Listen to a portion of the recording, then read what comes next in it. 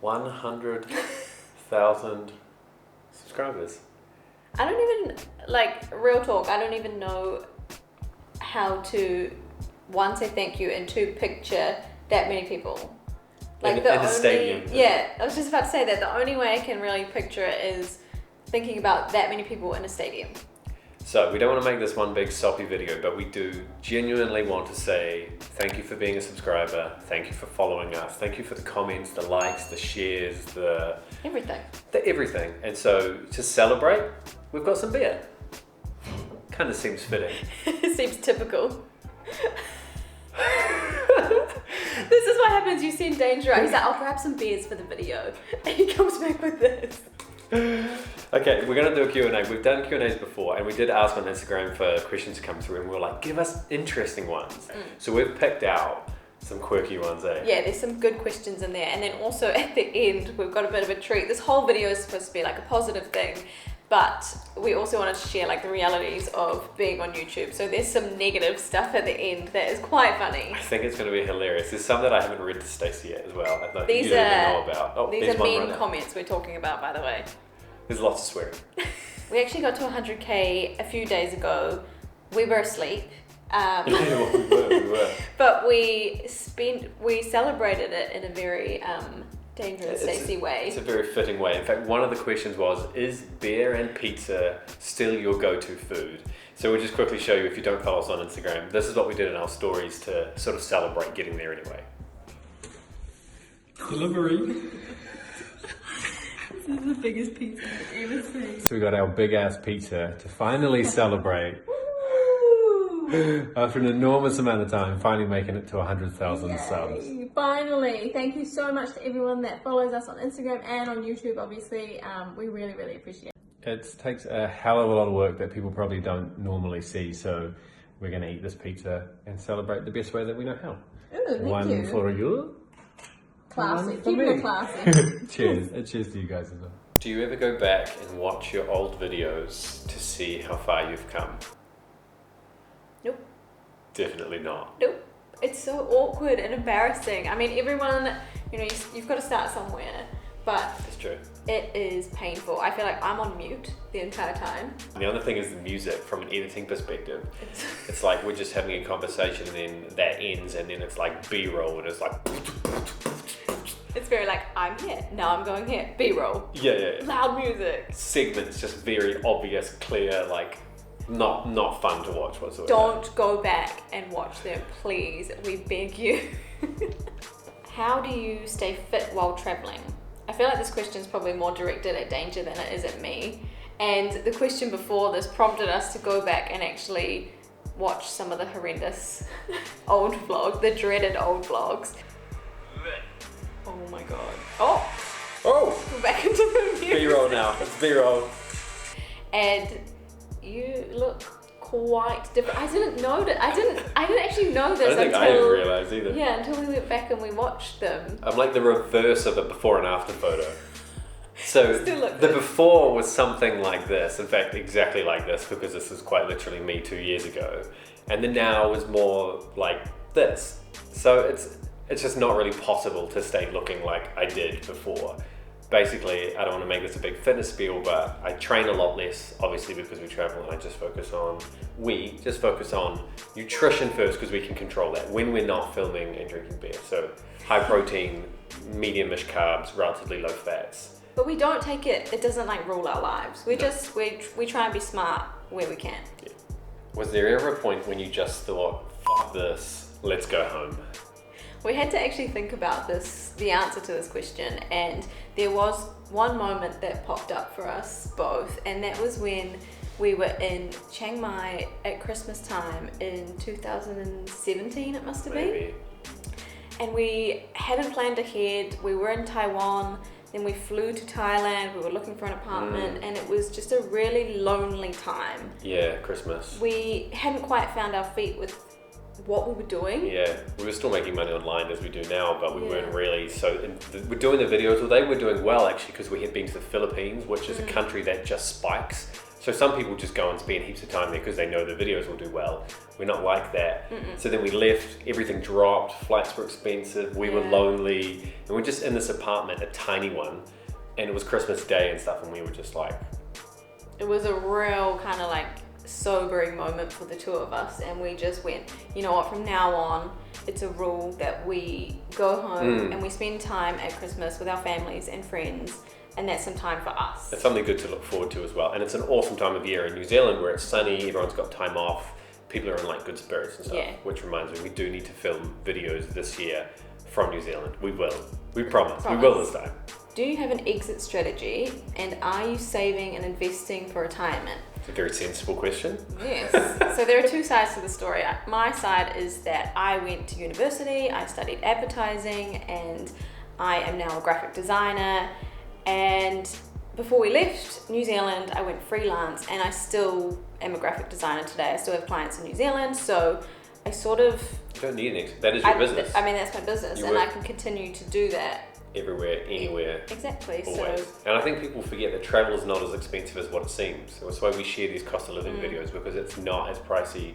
It's not your holiday, your 1 week holiday times 51 more weeks. It doesn't work out like that. So you can save a lot of money and be on the road.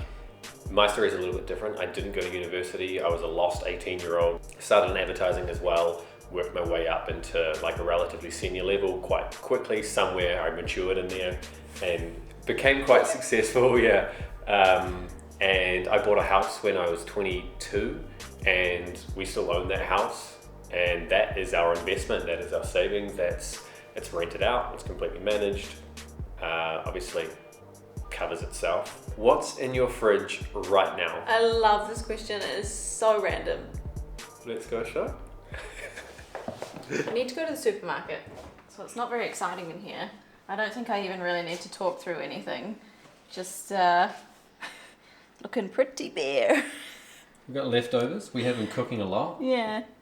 Eggs, pasta, couscous, condiments. A couple of protein accessories, and then that's some Accessories? our pasta sauce. Accessories. This one's pretty straightforward. Best coffee. Hands down, New Zealand.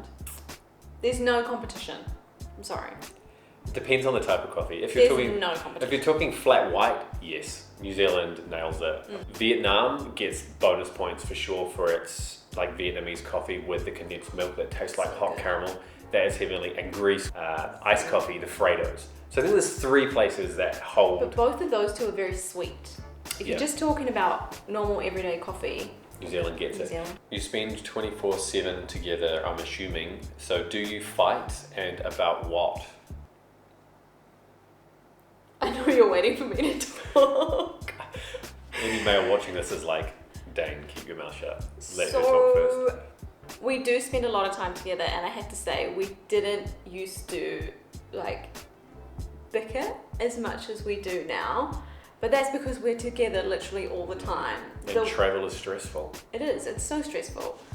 But the one thing I would say is that sometimes in the mornings, Dane just forgets, like there must be like a little switch or something back here, and he forgets to turn it on, and that's for his ears. It's just, I haven't had coffee, come on. And because sometimes you say something and he's like, what? Oh, and blah, blah, blah, and then he'll answer the question. I'm like, so you heard me? I'm not going to respond. Food. We like, this is fairly standard for couples, I think, but food is so tricky, especially with travel. Yeah. Because you don't always know where you are. You don't necessarily always know what you feel like because of like heat and walking, exploring and bags and You're travel. pretty good. Dane will eat anything. He could eat the same thing every single day. Whereas with me, he's like, what do you want? And I'm like, I don't know. I don't know what I feel like. I'll have steak for breakfast and cereal before bed, and it doesn't bother me a single bit. What's something you want to travel with but you can't? This is easy for me. I feel like we're on the same page I already though, know aren't the we? answer, yeah. So if there was one thing that we could bring with us, it would be a dog. And I don't know if people would expect us to say that, but... So that we don't fight, there's someone to like be the middleman. So I love dogs so much. Every time we're out filming and we see a dog, I'm off. I like go and I've got to go say hi to the dog. Like, but we're both we both just want a little dog baby. Mm. We've already we picked out a name. We know the Can you breed. share it or not? No, I'm not sharing the name in case someone steals Okay, it. we'll put the breed on screen anyway, so you Well, we want a cavoodle, so you can see roughly. a little caramel guy. Caramel guy for sure.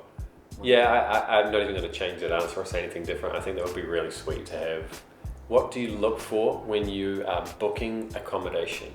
There's we're on the Albanian road trip and we need somewhere to sleep for the night. And then there's like this, we're going to be somewhere for a week or two. We need to have laptops out. We need to get work done. We need to be productive. Hotels, like one-offs, is pretty standard. Like you just book what you like. Look whether that's cheap in a good location. Airbnbs are very different for us. I think that we've picked very good Airbnbs. If you look at our profile pictures of like our history of the places we've been, I think they're quite good. We go for, I think for me, it's more important for a place to look and feel a certain way. We really like modern places, but Dane has taught me over time. Functional has to take priority, but if you can get functional and modern, that's a win. Yeah. So by functional, we mean a table or somewhere that we can set up laptops. Gosh, I've gone blank. Obviously, Wi-Fi, decent location, walkability. And then there are bonus things like washing machines and dishwashers. Dishes are a game changer, man. It's crazy how important those have become to us. If a place has a dishwasher, we're like, Sold. we cook more as well though, which then means we'd be healthier. So there's other things. Sometimes you pay more for each of those tiers. What are you currently watching? Mine's a little bit embarrassing, but I'm just gonna go with it. Don't judge me. I love reality TV, any kind of reality TV. What I'm watching at the moment, The Bachelor Australia, and all of the Real Housewives. All of them. How many different You don't want to know.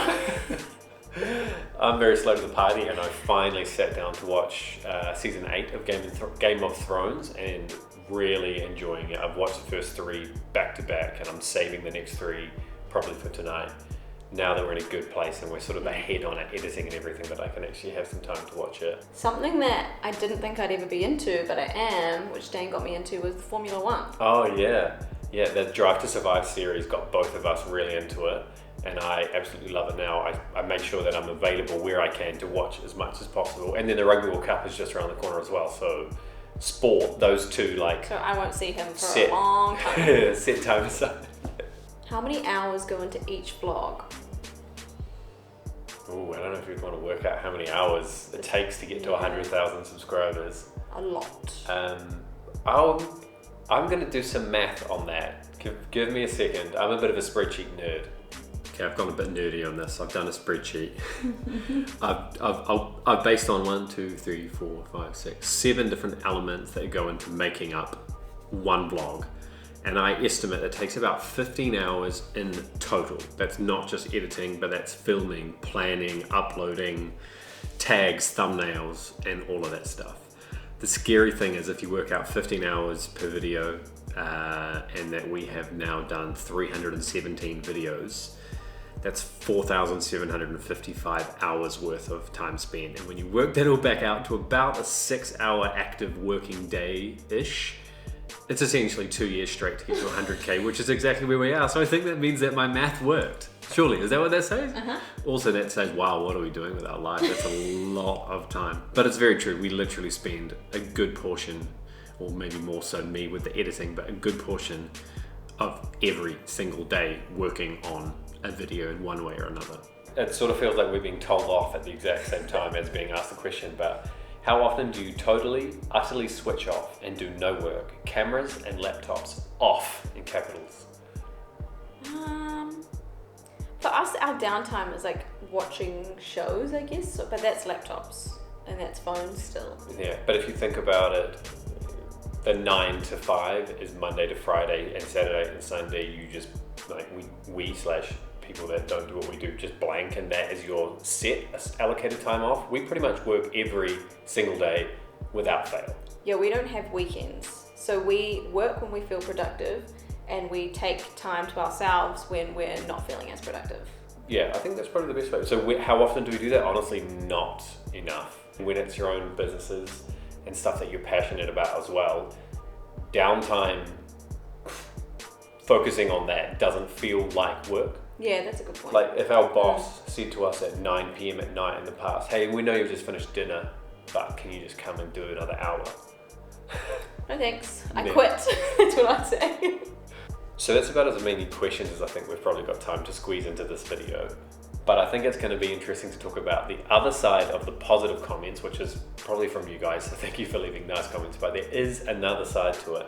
Some comments that people leave are just outright horrific, to be fair, and others are quite funny and we can see the funny side in it, and we want to focus on those ones, not the really nasty ones. There will be some swear words, but we're going to bleep them because it's just funny. We have to say them. I have only been, my eyes have only been open to these comments today. I didn't actually realise that Danger was I was keeping a little funny list. a nice little list of all of the horrible comments people have left. Saving them for a rainy day. So I'm going to read I'll read the first one.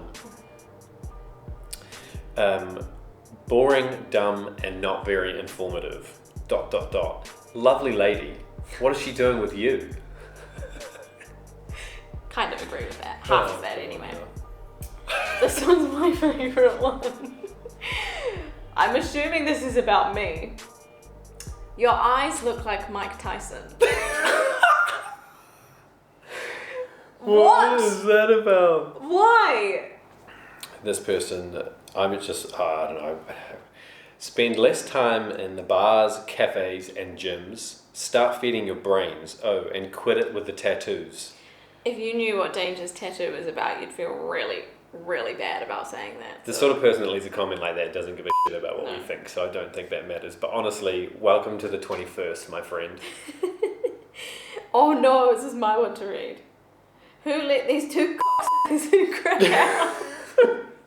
We just said nice things about Krakow. Krakow is one of our favourite places, but clearly we're not wanted there, so...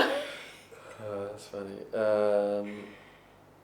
Oh, similar. I wonder if this was the same person. This is a very different video though, but who is this cockweed? I think they're talking about you, I not think me. that's me. Oh, just so you know, when the annoying canned musak comes on, I mute. Maybe you should learn how to spell musak before you leave a comment like that. I'm going to call myself on that one though. We joked about the music choices earlier. Things did used to be pretty At least bad. you know But that how was to spell it. That's true. But that was the way though. That was the way of YouTube, and we're trying to grow past that a lot more. And look, we're going to finish on this one, which is just outright kind of nasty, but just sort of sums up a lot of the bit of the darker ones that we get every now and then, which just said, "F off and don't come back." Thanks, guys. Anyway, we got nothing but love for everybody that leaves a comment in the first place. It is what it is. It is what it is. I don't want to drag out this outro, but again, thank you. Thank you for sitting through the video for this long as well. Hope you enjoyed it. It's been fun for us. I've kind of enjoyed sitting here, just going down memory lane a little bit Yeah, me and chatting too. stuff out.